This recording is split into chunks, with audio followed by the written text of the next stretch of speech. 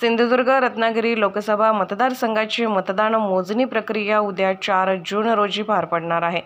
याच पार्श्वभूमीवर केंद्रीय मंत्री नारायण राणे यांनी आज कणकवली तालुक्यातील आपल्या गावात वरवडे येथे दाखल झाले आहेत। यावेळी त्यांनी ग्रामदेवतेचे दर्शन घेतले आहे। त्यानंतर केंद्रीय मंत्री नारायण राणे रत्नागिरीला रवाना झाले आहेत।